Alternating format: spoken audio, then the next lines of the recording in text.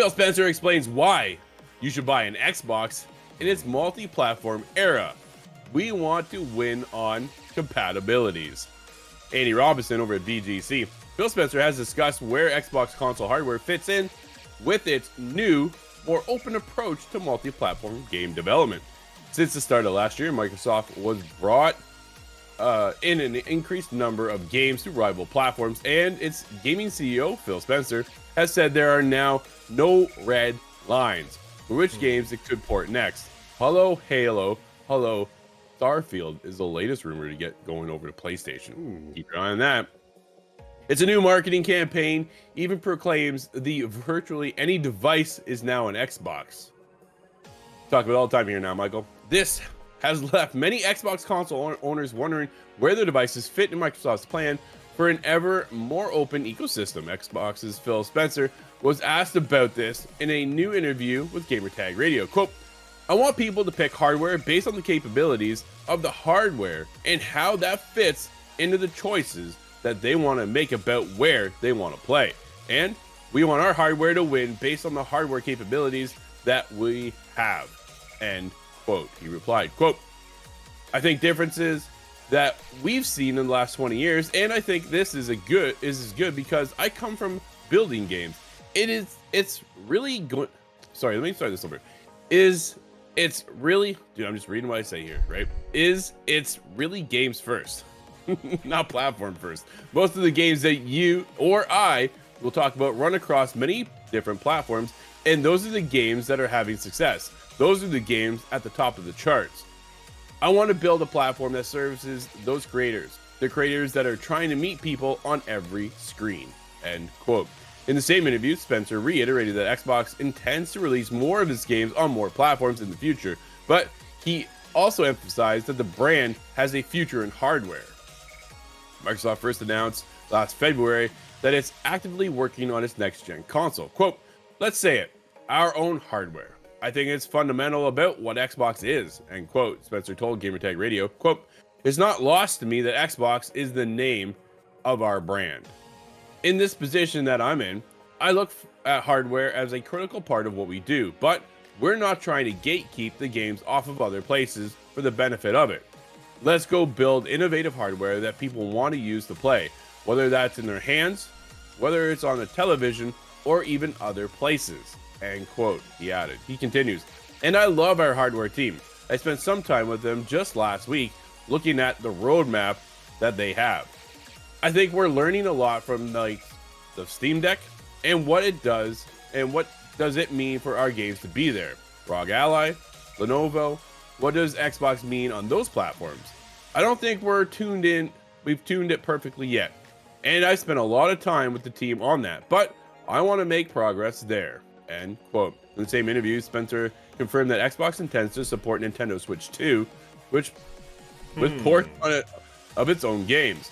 Quote, I was exchanging emails with Furuwaka-san, the CEO of Nintendo. I gave him a big congrats and said my eyes appreciate the larger screen, end quote, he said. Michael, thoughts? Oh man, Phil, he's trying really hard, isn't he? Because everything he says is just another reason to buy a PlayStation, because if you're gonna port all of your games, I'm gonna get everything on PlayStation. And until Sony agrees to take the Xbox approach, which I don't think they're going to do. Obviously, you know, some of the companies might. We talked about Square Enix last week saying, look, in the future, we want everything to be everywhere. But I think you still just go PlayStation because, unfortunately, until Sony is going to say, look, we'll open everything up, you're just missing out on games, right? At the end of the day, you do not get as many games if you buy an Xbox as if you buy a PlayStation because, say, Halo, probably going to be multi-platform. Every single, Indiana Jones, fantastic game. It's coming to PlayStation here in a few months. Until they can get Sony on board, which I don't think Sony will ever do, you buy a PlayStation, you get all your Xbox games on Game Pass on your PC, or you get them on the PlayStation 6 months later. They're just not going to have the same games as you can get on PlayStation. He's really trying, Drew. He's begging us. Hardware, maybe. I think it's at the high end. It's nearly comparable from the Xbox to the PlayStation. But if I'm missing out on games, I'm going on PlayStation. It's an interesting approach, right? This is we lost the race, the console race, and console hardware has plateaued. That's where it's at, right? So everybody's already invested in their PlayStation. Michael, we're waiting for you to join us over here. It is one of those circumstances, though, that the team over at Xbox has to build out. I think their game plan long term, I think, is going to win. I think there's huge potential of where they're going because they want to be everywhere first before PlayStation has to go, hey, you know what? We can't grow any further on our hardware. What do we need to do? This is why we're starting to see PlayStation come to PC, right? I'm waiting for the day and date for PlayStation to go, hey, PS5, PC, like a Helldivers 2 circumstance, and then it explodes, right? Makes total sense. Why would you not do that? Say the next Wolverine or Ghost of Tsushima, for a prime example, right? The Ghost of Yotei is coming out this year. Why not drop it on PlayStation 5, PS5 Pro, and PC? You don't have to go to Xbox. Dude, they will not go to Xbox this generation whatsoever. They are stomping over Xbox. Xbox, though, has to start branching out because they needed people to play their games. Game Pass is a great service. It's one of the best game services around. I've said it from day one. Maybe. I've been saying it for a very long time. If you have an Xbox, you really don't even need an Xbox. You just need Game Pass. The problem is, dude, you don't get those sales numbers on day one, right? You're open for this subscription model to carry you forward, but you don't recoup a $500 million investment when you build a Fable.